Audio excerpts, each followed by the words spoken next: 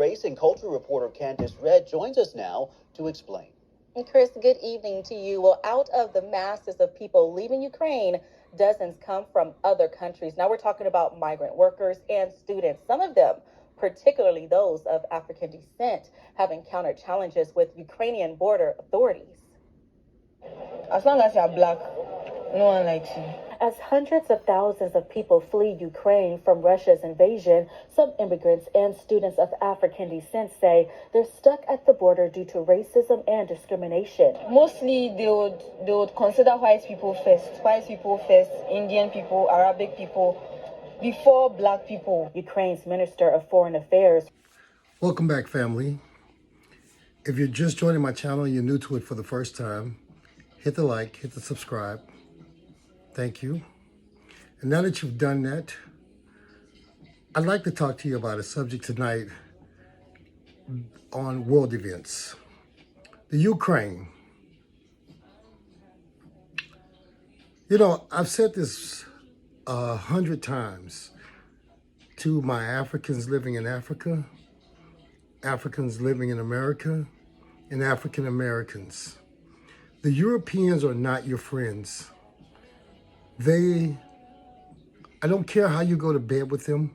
I don't care how you marry them. I don't care how they come to the African countries and lose their mind and say, oh, I want to marry you and I love you and I send you money. Hey, listen, let me tell you something. Because when it comes to you and them, it's them. And I don't care who they are. And you need to reconcile this with yourselves now. We have no friends in the world. The Arabs were not our friends. When it came to the slave trades, the Arabs joined in with the Europeans, joined in with the Indians and everybody else that could exploit Africa. Every one of them, everybody who ever came into Africa of a different nationality did nothing good in Africa. All they did in Africa was exploit your resources and use the people for general labor to build their wealth in their countries. And then they tell you that they are civilized. On one BBC report, the guy said, oh, this hurts me. Putin is bombing blonde-haired, blue-eyed people. This breaks my heart. And you need to hear carefully what he said. Blonde-haired, blue-eyed people. And the second reporter tried to shun it off. And now this racism at the border. You're running to these European countries. You're marrying these European men. You think they're your friends. And now, when they're getting bombed by their own, and they're asking black African men, fight for us. Lose your life for us. And they're telling the women with the babies, you can't cross the border until we've gotten out safely. Your life is not valuable to us. Come on, people. I keep telling you, Pan-Africanism starts at home. Build Africa. All the resources are there. When are we going to unite, become a nation, and build our own cars, trains, planes, military, government, college, medical? What makes you think you're not intelligent enough to do this? That you would rather go to these European countries and be mistreated. You'd rather stay in the U.S. and be killed in the streets. African people, wake up.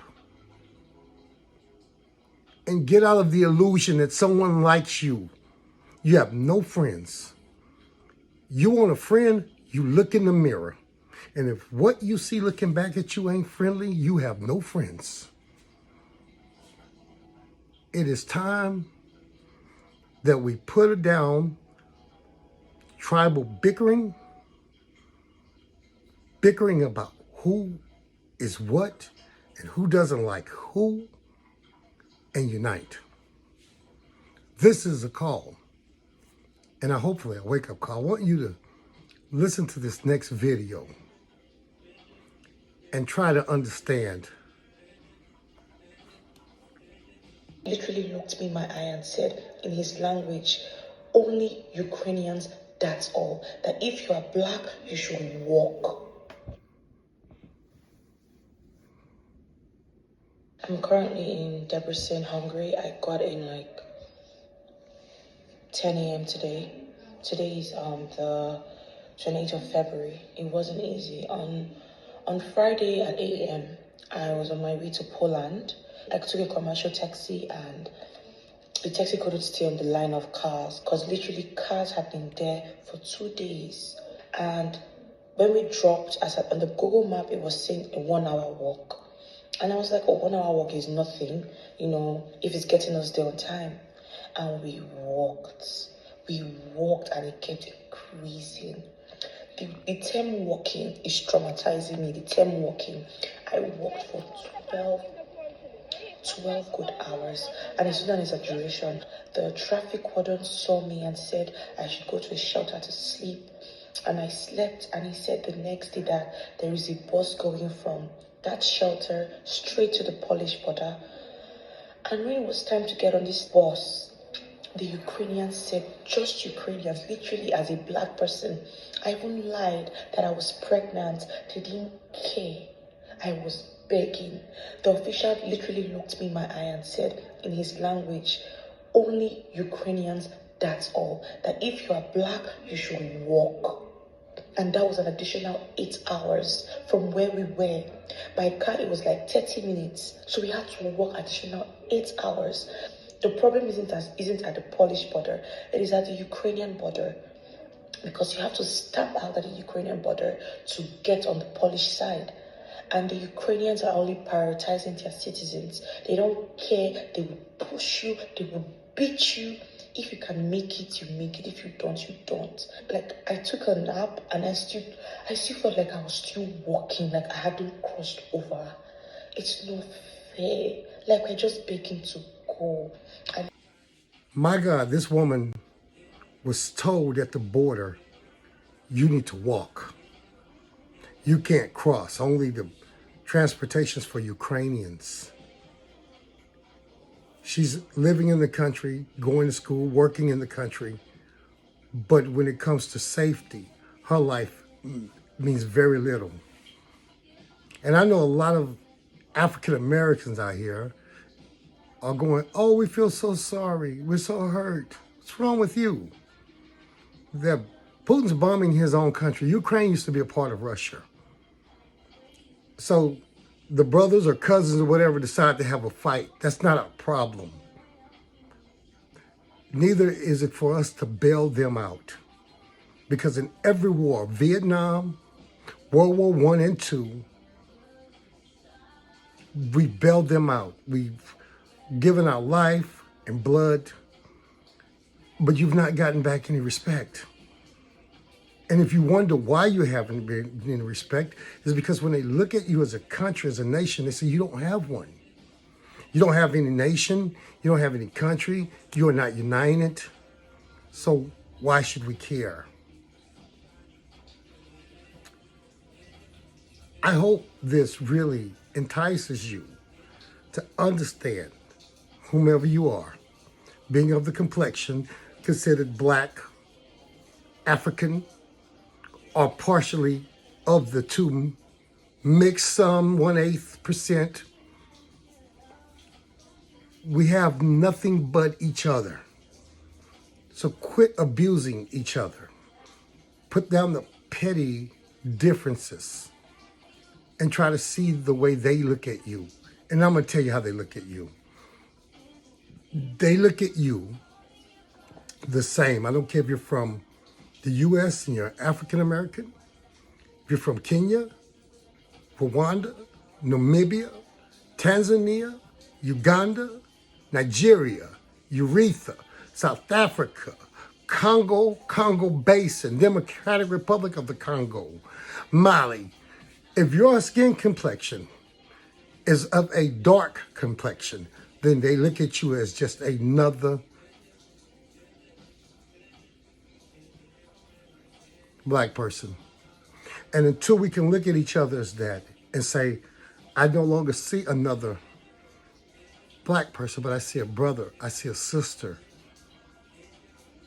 Until you can recognize this within yourselves and say, I see a love for a place that we should be in, that we build ourselves, then the rest of the world is not going to respect you. The rest of the world is not going to consider you anything. And so what you're getting at the border should be a wake-up call, especially to my Africans. We live in the belly of the beast. We know what the European is capable of. So when you see African Americans, and we're trying to warn you and tell you, hey, listen, they're not what they seem. When they go to these other countries and they're exploiting women and visiting and seeming like they're giving you money and you're taking this as he loves me, they do not. I hope you grow from this. I hope you understand this is just a glimpse of who they are. I'm sorry. My heart doesn't feel anything toward Putin blowing up Ukraine, whatever. I care about you. I care about us, you know? And I hope you understand something. One of our greatest strengths and greatest weaknesses is that we have been very welcoming and friendly to people who don't care about us. May God bless you. May He keep you. Thank you for joining me again.